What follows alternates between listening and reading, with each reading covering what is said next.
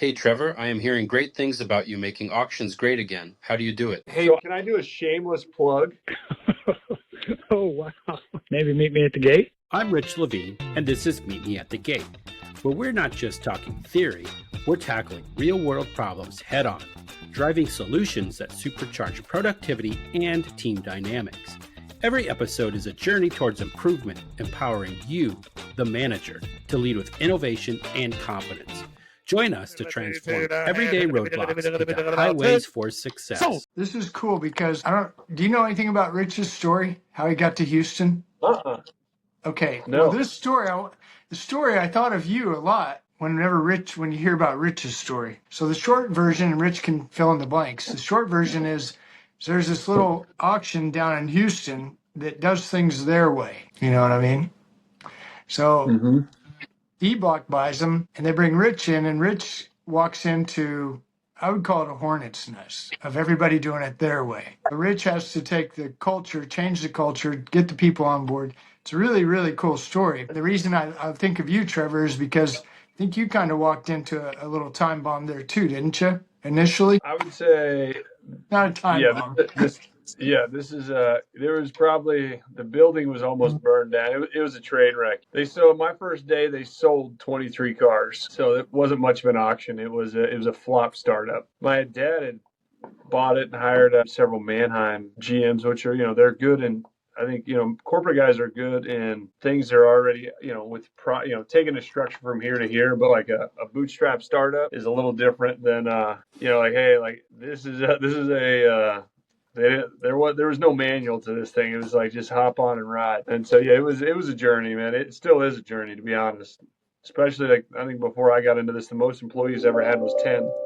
So I went from 10 to 42 when I started. Drivers and everybody were like, we run with about 110, 120 people right now. Yeah, and you're running, I think, 600 cars a week? I would say on average we're running in the mid fours. Okay. Last week we ran just over 600. Like we'll run like once a quarter we'll run a 800 to 1,000, and then we'll run like once a month we'll run 600 to 600 to 700. Then everything else is probably 380 to 480. That's what Ty was going. Yeah. Tear down, rebuild, install culture. And installing culture isn't something, it's not like a piece of software, or an app you put on your phone and then bam, here it is. It all of a sudden works. So you start working and you come up with your plan and then you get it going and then you've got to babysit it every single day. It takes a lot of intention and a lot of massaging and a lot of work. And sometimes it even takes, you get some people, you get the critics that'll question you. You know what, that's what finds out if you're on the right path or not is if you got critics questioning what you're doing, then you've got somebody's attention. Yeah, I always say if the metal in the rocket's not rattling, then you're not going fast enough. I love that. That's a good one. We're going to add that to our list.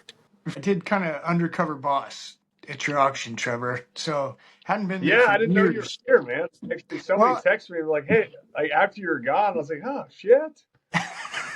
Well, you did full undercover. It's hard to get around my place without me knowing somebody's here. Well, okay, so this is good because I intentionally went to the front office to get the gate passes, and I hadn't been there for probably, I've been spending 15 years, so completely different. And the last time I was there, it was just nasty. Nobody wanted, not a pleasant experience. So no big deal. That's car hauling. So I go in the front. I want to check out the front. I see everybody's busy. Everybody's working. Walk up, lady, hi, how can I help you? Super nice, super sweet. I'm here to get Roper Honda. Okay, hold on just a second. She pulls it up. Bam, bam, bam. Here's your gate passes. Thanks. I think I said, is Trevor around? She said, yeah, he's around here somewhere. I don't know. So, okay, I'll find him later. And I didn't want to bother you. So get in the car, drive down to the transport parking lot. Kind of see there's a couple trucks there. People kind of working. And I go to that transport guard shack. Okay, this is a machine, Rich. This place is popping. And hi, how can we help you today? Well, I've got these gate passes. Just need to know the protocol. What do I do? And I've kind of done that. I go to a lot of different auctions, and I've noticed they all kind of have the same idea, but everybody's got a little different. Here comes this girl, and she is so, hi, I'm going to help you. What do you got? Give me the gate pass. I'll help you. I'm like, what is going on? I mean, she was happy as could be. Get in the car. We'll do this. I don't have all my drivers here yet. If I had my drivers, we just pull them out for you. But since I don't, I'm like, hey, I'm happy to have a ride. It's cold. It's cold and the wind is blowing like crazy. And I was thinking, man, I'm so thankful. Every trip, every time I got in the car with her, Carissa, I was so thankful because that wind is wicked, wicked. So I look at your auction on the back end. I call it operations, whatever anybody else calls it. And I'm going to tell you, you hit a definite 10 on there. Good job. Well, I appreciate it, man. Yeah, that's I've been to a lot of auctions. You did good. I feel that's probably one of our. You guys were talking about culture, man. We genuinely. I think one of our things here is like, you'll never hear anybody say it's not my job, and I think like it's building a culture is tough to do, but I feel very honored to work with the people that I'm just a full of crap sales guy, right? They're the guys that deliver. I mean, operations, the people in the office, the rest of them, they all deliver and make me look good, and that. It's honestly, that's everybody makes it great to come to work, and it wasn't always like that, but I would tell you in the last year we feel fortunate. So I appreciate the compliments, man. I actually text Carissa and she was like, "What was going on?" She goes, they get all kind of people together. She goes, "Yeah, he was filming." It's like, oh, so like we showed her the video, and she was, but it was we had a good laugh about it. Well, it probably surprised her, but she did such an amazing job, and it was so natural. I mean, I just hit record, and she just went perfect with it. It was beautiful. That's what Huh? Kansas nice. That's the thing. Yeah. Well, I was super impressed with your operation, seriously. And the other thing that I was really impressed with was, so I'm like, so how many cars did you run this week? And she's like, oh, 600 and whatever, whatever that number was. I'm like, wow, that's great. She knew that. And how long you been here? About a year. You love it. She could tell she's loved it. She was talking about other different things for a year, just to be there a year. I'm telling you, she's plugged in. And I mean, I don't know how she operates on a day-to-day basis for you, but I was super impressed. Yeah, she does a good job. I mean, she really. So her and Kevin and House, they handle all of our transportation, our drive-away service, and our own carrier base, and some of the local third-party logistics. I mean, so they do a really good job without a lot of directions, right? Transportation's always crazy. There's always something happening. They've done a good job of instilling a great culture out there. Okay, so I've got a new car store that I transport cars for, buying cars in Wichita, Kansas. The last time I was in Wichita, Kansas, Trevor said earlier, there were about 23 to 30 cars that ran through there, and it might have been a dump your junk sale. So I'm really curious what in the world they're buying over here. New car store. So I intentionally wait till Friday, drive all the way to Wichita just to pull these cars out because I want to see Trevor's operation. Because I remember meeting Trevor at a conference, and ever since then, I'm just like, dude, I love Okay, this. that's what I was gonna say. Where did you meet Trevor, at a conference? Yeah. Oh, yeah. Imagine that. Ty doesn't quit moving, man. He just walking down a hallway and hey, quick introduction, man. He's not shy. Neither am I. So we have that in common. Yeah. So I'm one of these guys. I got to see it. I got to touch it. I got to smell it. I got to feel it. And I know Trevor, and I've followed Trevor for a while now since I met him, and just watching him grow, watching him go to these conferences, watching him get engaged and plugged in. And honestly, this is a plug for a conference because I don't know, Trevor, tell me, have you seen any benefit out of going to those things? Yeah, I mean, I think especially being new I was kind of relatively new. I mean, I hit the ground running, so I was in part of a small country sale that wasn't really connected, but like, it's once you start going to conferences, it's a very small world and everybody knows everybody. And I would say that, the automotive remarketing space, it doesn't matter, man. It's still very much a relationship industry. So like developing those relationships have been vital, I think, and I think, you kind of gotta kind of pay your dues and get to know everybody and really just understand. It was fun for me to understand where the industry was. I didn't have any conventional wisdom. So I was like a child going in there, and it's like and I'm not opposed to looking dumb. So I'll ask any questions, and I'm like, just talk to me like I'm a child, right? There's no blending in when you're 6'10". So, I mean, you're used to getting stared at, right? So, it's really sticking out like I do. Everybody's like, who in the hell is this guy? After that, everybody's been really good. And, we're all in the same thing, everybody's doing the same thing. And, it's hard work, but it's a really dedicated industry and a lot of people that genuinely care, which I like, right? It's a business to business industry. So like, it's all, everybody's trying to help everybody or serve everybody. So yeah, I've got a lot of benefit. I think I've learned a lot about the industry and honestly just developed a lot of great contacts. So I meet you at the conference. I see you at several conferences. The last one I saw you at, you were on a panel talking about automotive auction technology, I think it was. So anyway, just I followed you. I keep an eye on you from a distance. That's just what I do. So my guy says I got cars in Wichita. I'll go get them. So I'm going to go check this out. I'm going to see how Trevor's doing. I'm not kidding you, man. The property is immaculate, beautiful, nice, clean, and I'm one of these weirdos. I've been in and out of enough auctions, front and back. I can tell real quick, like these people care, these people don't care. And then get back there. Anyway, where we were going with this was, so I finally get everything straight, and I'm just going to go look at the recon, the detail. What do you call that? That's attached to that transport. Is that your recon center? Yeah, so that's our wholesale ready shop. We have a retail ready detail shop that they do 3-stage buff and stations, and we have like an assembly line style detail shop. It's our wholesale ready shop. Yeah, I'm back there, and that shop was clean. It was. I was like, what the heck? Usually those are the worst. Trash everywhere, cleaning cars.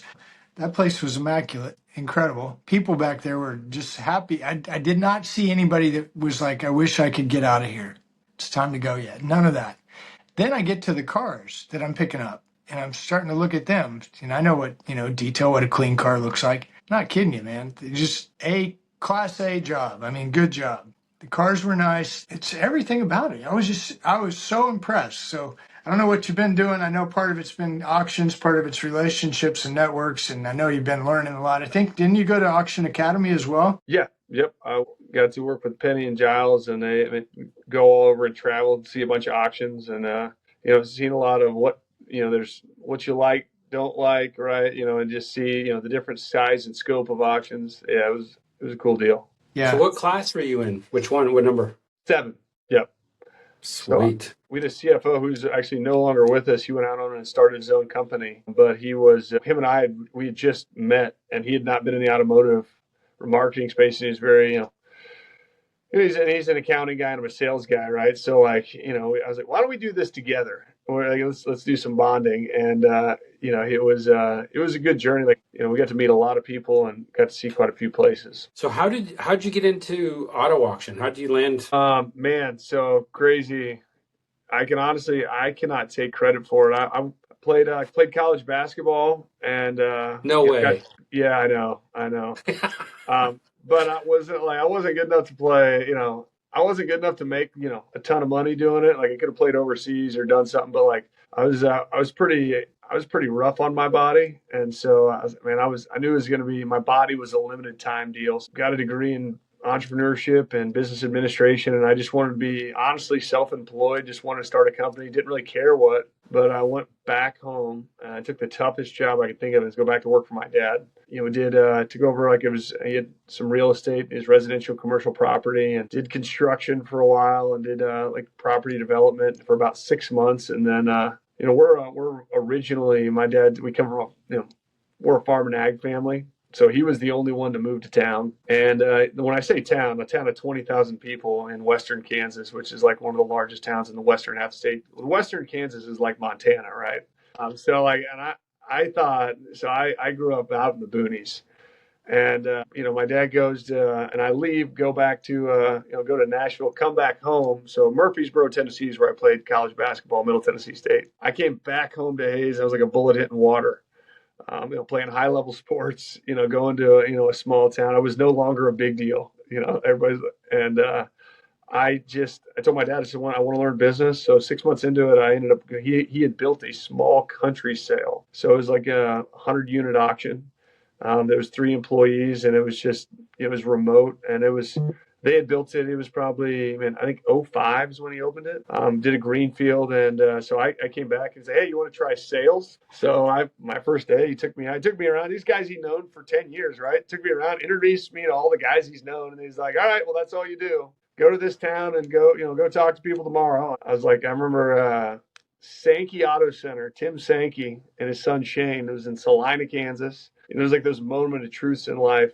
I pull up, I get up like 6:30 in the morning. I'm, shitting my pants because I have no idea what I'm selling, right? I'm like, I don't even know what I'm doing. So I drive an hour and a half to this town, and I put my head on the steering wheel, and I'm gripping the steering wheel, and I'm like, what have I done? Like, I don't even know. So I had no idea what I was doing. So that was a training I got. You know, I walked in, talked to the guy for 2 hours, didn't ask him for a single car, but just really always enjoyed people. So just went around and just relentlessly cold called people and canvassed. And like 6 months later, I was like running the auction for him. And so I've ran an auction. I mean, a country sale. My dad's small sale in Hayes since I was 24. It was so like what I've learned is a sale that size, you know, you got to know how to do everything. So I've done transportation, you know, I've been a ringman, you know, I did all the calling. You know, the one thing I did payroll, did the books. I mean, like you name it, right? If somebody was sick, right, there was only like 3 people. So it was, you know, checked in cars. I mean, you know, arbitration did. And so like, I learned, like, we just learned by fire. And it wasn't, you know, when I got there, you know, there was not processes or procedures. It's like, oh, it's basically like a small family, right? Everybody just did their thing. Fast forward, you know, my dad had actually, I'd opened a buy here, pay here store for my dad and a finance company. And he had you know, my he's an entrepreneur through and through. And he's like, so we had a 7-car hauler that ran all over the country that had managed for a period of time. We had 2 repo trucks out on the road, and they're just trying to develop this sale, right? And so I've done all these things. And then my dad, but he's really big into land development, and he ended up buying this auction, sold some commercial real estate and buying this auction. This auction had been repossessed. It wasn't an operating auction. It had been repossessed by the bank, and he had actually bought it off the courthouse steps. And, I was back in Hayes, and he hired a bunch of people, and, you know, he did a great job. I mean, there goes my dad. He's got a great design. It's one of his many talents, and he laid it all out. But unfortunately, you know, Wichita is the largest city in Kansas, and he had went through 4 GMs his first year. So it was definitely, the first year was hemorrhaging money heavily. And like, I walked in one day, I was running the dealership for him in Hayes, and I just walked in one day and I was just like, there are more dealerships within 1 mile of this place than this sale. I mean, within 2 hours of the sale, like, or an hour and a half of this entire auction. I was like, this has got to be the easiest job ever. And I was like, yeah, I'll just knock this out of the park, no problem. So I've been accused of being like overly optimistic, you know, but I will, seem like an easy gig. And so I went from the most employees I ever had in my life was like 9 to like 42. And it wasn't like I got hired for the job. It was like, there was nobody else that was gonna, you know, there was nobody left. It was like, yeah, sure, give it a run if you want to give it a run, but like, it's not looking good. So it was on September 23rd, 2019. I self-appointed myself, you know, the general manager, and came down, and Morgan Mackey was our sales manager, and she was, man, there was just an original crew there, and they'd have been in business for a year. So it was a struggling startup, and man, it was like, one thing I was like, my dad was like, hey man, you're not going to be able to like kind of peel this thing back. You have to outrun it. Like, you're going to have to. And I was like, I'm like borderline a little crazy, right? I'm like, hey, now, you know, if you're telling me to outrun it, right, then, you know, don't take the hammer out of my hand if I get this thing going. Then I'll have to beat you to death with it, all right? And he's like, no, I got to turn you loose. So they let me loose, and it was, you know, bubble gum, duct tape, you know, wire the throttle to the floor and just go. So 5 years later, right, it's, you know, we're like, that's why I said we've broken everything and fixed everything. And I didn't really have any formal training in the industry. It's just break it 9 times and fix it, you know, the 10th before anybody does it once. What I heard you just tell me is that the metal wasn't shaking, so you had to make the rocket go a little faster. Yeah, it was definitely like speed. Our defense was all out offense. Okay, so I know Morgan. Morgan came from Kansas City, right? Yep. So she was at KCI, and she's with Auction Edge now. Yep. So she's a Kansas City girl. She went back home, so she's allowed to. She works remote there, and still really, really good friends. I mean, I feel like once you go through like that kind of experience, right? You're like, you know, you're just stuck. Like, it's like trauma bonding, right? You know, and once you've been through it with somebody, right? So she's and she still puts on. You know, I got the 3 kids, so like we all lived in the auction basically, and it was you know, an 8 to 5 job was not real, right? It was from the moment you woke up till your body gave out. Every day. Well, and so Wichita, the town itself, a lot of big dealerships there. But and I could be wrong about this, but they're kind of cliquish, right? When it came to Yeah, Wichita it's, I think, I love Wichita, but it's the largest small town you will ever visit, right? It's the largest city in the state of Kansas within 50 miles of Wichita. There's probably 750,000 people. But you're on an island, right? It becomes very desolate, and there's no real, and then there's no towns of 50,000 people, or it's just very very rural country. It's changed ownership twice, but after the auction closed, there wasn't really a lot of the business went to Kansas City or Tulsa or Oklahoma City or Topeka, or Colorado. So and that's been the journey, right? Like especially when you go to like the conferences, they're like, hey, you want to send cars to Wichita, Kansas? And I'm like, where? What? Where's that? I'm like, oh yeah. So now, like, we just tell people we keep it a secret on purpose. That's Yeah. it. Yeah, that's perfect. We didn't want you to know about it. I'm seeing a couple of commercial accounts. Most of the cars I picked up were commercial account, and I'm like, what? This is amazing. I mean, this was really amazing. Yeah, it was. I would say that was. We sell. So Exeter was we sell for U-Haul, Express Car and Truck. I mean, and like a lot of people don't have stuff, directly enough to run a full lane in Wichita, right? Like it's not like the Houston market here in Wichita. I'm not gonna lie to you. Slightly different demographics. We've only got 9 auctions within like 5 miles. Yeah, we have like one auction for like 2.5 hours away, right? They're all 2.5 hours away, right? But you got a lot of people, so they're like there's not when there's not people, there's not a lot of loans. So we've in the last year we've started selling cars for Exeter, and that's, I would say for us, because it was my first conference I went to, and I was like, oh yeah, we'll get the cars, and I'll never forget. I think it was Michael Jari, right? Morgan Mackey walks me to. We were at Caesar's Palace, and she walks me to my first dinner. I'm like, overly optimistic. Oh, I got this, Morgan. And I'm going yeah, we're just going to go ahead and get a bunch of cars, get this all buttoned up. We'll go get this, land some business. Can't be that hard. And so I was sadly mistaken. That's not how it works. I'm like, what do you mean you don't go to the conference to get cars? I don't understand this. I thought so, but we go to our first dinner, and I don't know if I mentioned, but I am slightly full of shit, and people, talking to people is something I genuinely enjoy. So we go to dinner, and Morgan couldn't go to dinner because there was only one seat at the table. So she walked me to the front door of this restaurant. And I feel like I was if you ever watch Billy Madison, right? I feel like Adam Sandler on the first day of grade school, getting taken to the bus. I'm like, I'm going to be fine. I promise. I got this. Not a big deal. Michael Jari, who's back at Westlake now, I was the new guy. I sat at the very, at the end of the kids. I was the kids' end of the table, right? I was, there was this client, and this is the biggest client at the table, right? Was Westlake, and I was at the opposite of the table. So by the end of the night, there's a bar afterwards, and that's where I was. That was my comfortable space, right? Going to a bar, have a drink, and ended up the guy offers me a test for cars. Oh. And I'm like, oh shit. So everything's going great, and I actually had to tell him, hey man, I'll be honest with you, don't send cars. I'm going to screw it up. We're not ready for you. But just promise me that I'll get a chance, when I tell you I'm ready.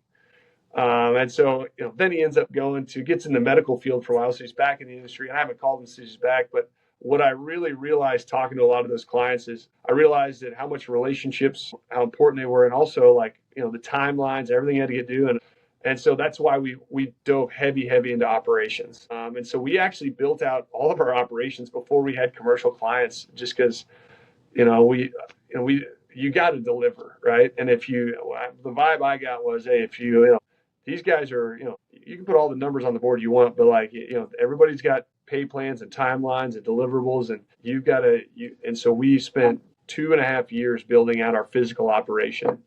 And it was a journey. And me sitting back here just watching. So I just met you at, I think it was last April at the car conference. Somebody introduced me to you.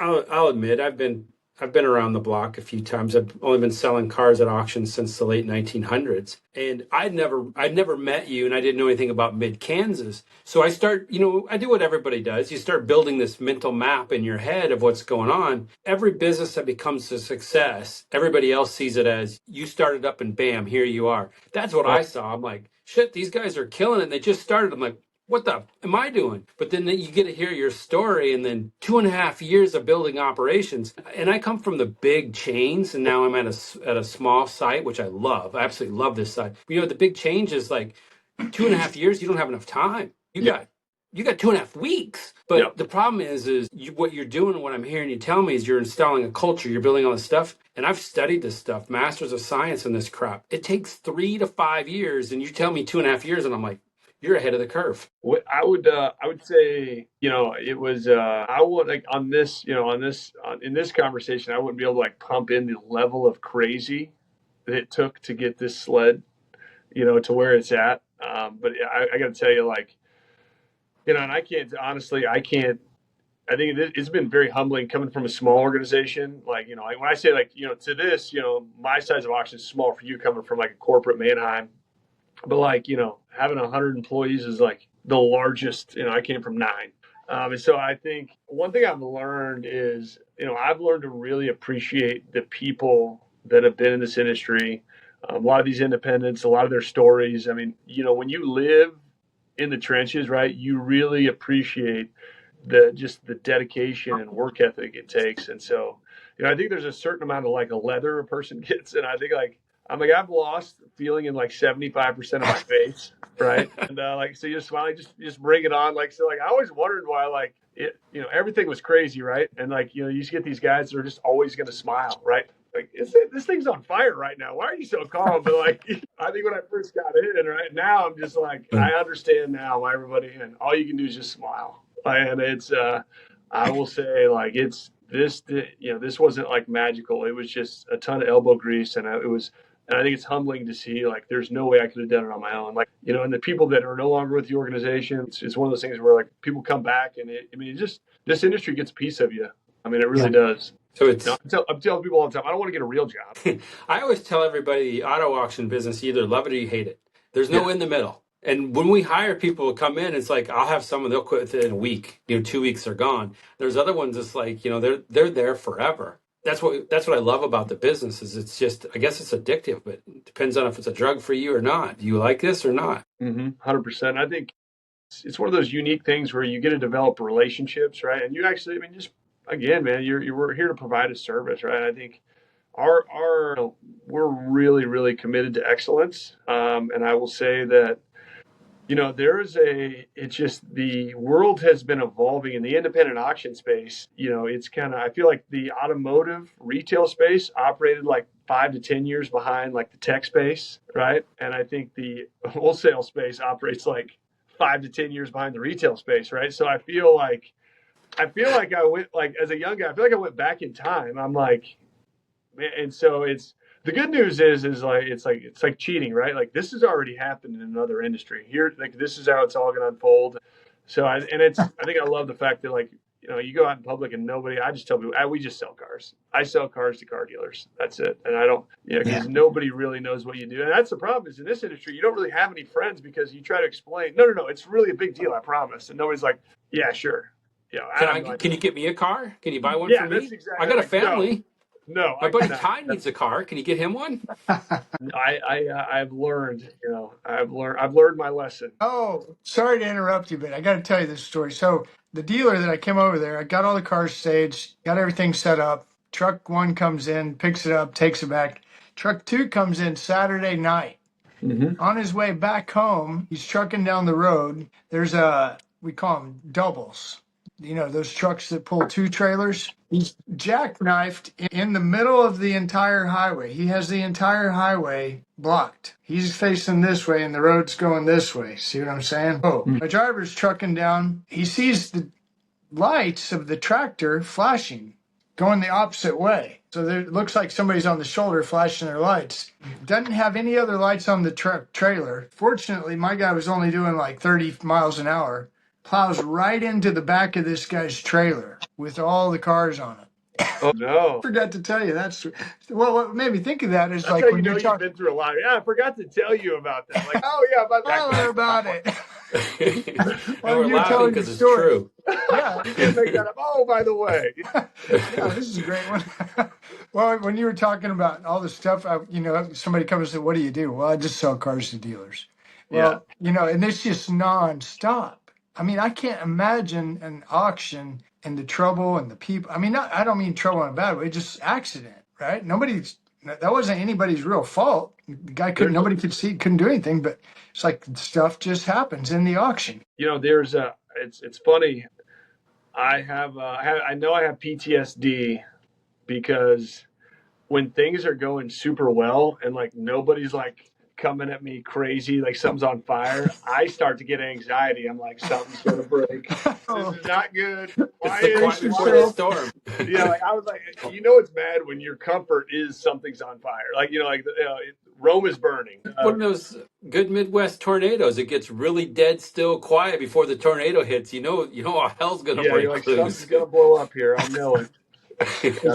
So we're not in Kansas anymore, Ty. I feel like we're in Kansas. It's really bizarre. I feel like I just know Trevor and like we've been friends for our whole life. And Trevor, just so you know, it means the world to me that you took your time out of your schedule to talk to Rich and I. It's just. Yeah, man, absolutely. So here's what's interesting. So you met Ty at a conference, right? Right, yeah. Ty, where did I meet you at? Conference. At a conference. At a conference? Yeah, Raleigh, North Carolina, Auto Intel Summit. That's where I met Rich Levene, first time. I did not realize how small of an industry it was, though. Once you start getting around, like it's not hard to find the corners. Like it's, and that's why you got to do it the right way, because if you do it the wrong way, man, everybody's gonna know you. Oh yeah.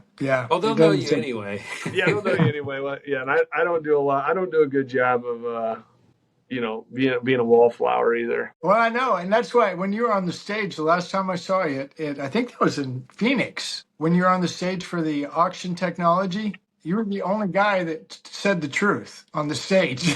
It gets you in trouble, to be honest. But hey, let's talk about that for a second. It's why I love the independents. Is why I love people like you, Trevor. And when you work for the big organizations, they cut you off. They're like, all right, you're talking on this panel. Here's what you can say. Here's your threes. And don't do this. And they give you this laundry list of don'ts. If we're going to make any progress at these conferences, we got to have open, candid conversations.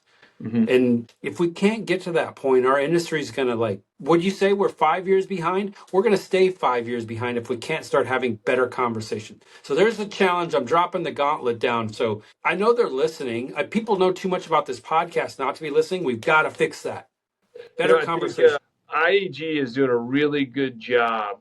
Dave Blake over there, and he asked me to get involved. And I think that was the hardest part for me is like, where do I identify? Where do I fit as an independent auction, right? At the MAAA, you kind of get lost and it's like the whole industry, right? It's the whole thing. But like as an independent auction, and it's not to discredit, anybody that ran it prior. It's just